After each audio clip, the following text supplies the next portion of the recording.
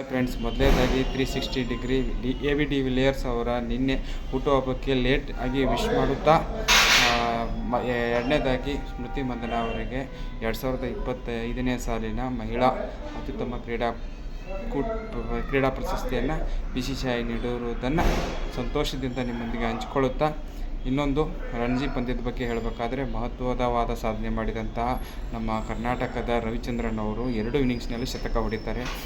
ಅದು ಅಲ್ಲದೆ ಈ ವರ್ಷ 8 ರಣಜಿ ಪಂದ್ಯಗಳಲ್ಲಿ 4 ಸೆಂಚುರಿ, ಅದರಲ್ಲಿ 2 ಡಬಲ್ ಸೆಂಚುರಿ, 3 50 ಹೊಡೆದು ಒಟ್ಟಾರೆ 950 ರನ್ಗಳನ್ನು ಗಳಿಸಿರುತ್ತಾರೆ.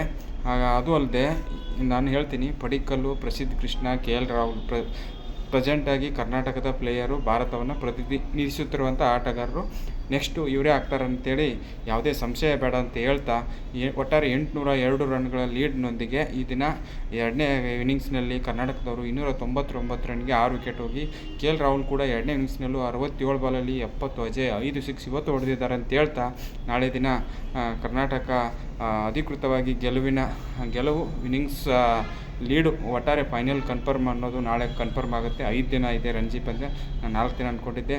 ಅದು ಅಲ್ಲದೆ ಕಂಟಿನ್ಯೂಯಸ್ ಆಗಿ 3 ದಿನದಲ್ಲಿ 3 ಈ T20 ವಿಶ್ವಕಪ್ನಲ್ಲಿ ಶತಕಗಳು ಬರ್ತವೆ. ನಿನ್ನೆ ಒಬ್ಬರು ಯುವರಾಜ್ ಸಿಂಗ್ ಅನ್ನೋರು, ಕೆನಡಾ ದೇಶದ ಆಟಗಾರ, ಕೇವಲ 19 ವರ್ಷದ ಹುಡುಗ, 58 ಬಾಲಲ್ಲಿ ಸೆಂಚುರಿ ಹೊಡೆದು 110 ರನ್ ಹೊಡೆದು ಈ T20 ಸರಣಿಯಲ್ಲಿ ಅತ್ಯಧಿಕ ವೈಯಕ್ತಿಕ ರನ್ಗಳನ್ನು ಹೊಡೆದಿರುತ್ತಾರೆ ಅಂತ ಹೇಳಿದ್ರೆ ತಪ್ಪಾಗಲಾರದು. ಕಿರಿಯ ವಯಸ್ಸಿನ ಶತಕ ಹೊಡೆದಂಥ ಇದು ಒಂದು ದಾಖಲೆ ಅವರ ಹೆಸರಲ್ಲಿದೆ. ಅದು ಸ್ಟ್ರಾಂಗ್ ಟೀಮ್ ನ್ಯೂಜಿಲ್ಯಾಂಡ್ ವಿರುದ್ಧ ಅನ್ನೋದು ಒಂದು ಸಂತೋಷಕರ ವಿಚಾರ.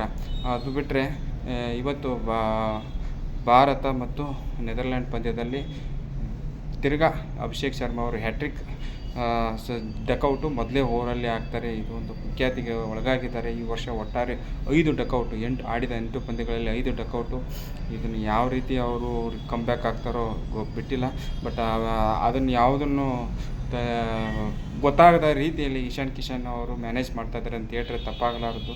ಇವತ್ತು ದುಬೈ ಅವರು ಕೇವಲ 25 ಬಾಲಲ್ಲಿ ಅರ್ಧ ಶತಕ ಹೊಡೆದು 31 ಬಾಲಲ್ಲಿ 66 ರನ್ ಹೊಡೆದು 6 ಸಿಕ್ಸು 4 4 ಹೊಡೆದು, ಹಾರ್ದಿಕ್ ಪಾಂಡ್ಯ ಅವರು 21 ಬಾಲಲ್ಲಿ 30 ರನ್ ಹೊಡೆದು 3 ಸಿಕ್ಸ್ ಹೊಡೆದು ಒಟ್ಟಾರೆ ಭಾರತ ಒಂದು ಗೌರವಯುತವಾದ ಮತ್ತು 193 ರನ್ ಸೇರಿಸುವುದರಲ್ಲಿ ಪ್ರಮುಖ ಪಾತ್ರ ವಹಿಸ್ತಾರೆ. ಭಾರತ ಗೆಲ್ತಾರೆ ಅಂತ ಹೇಳ್ತಾ ಈ ಚಿಕ್ಕ ವಿಡಿಯೋವನ್ನು ಮುಗಿಸ್ತಾ ಇದ್ದೀನಿ. ಜೈ ಹಿಂದ್.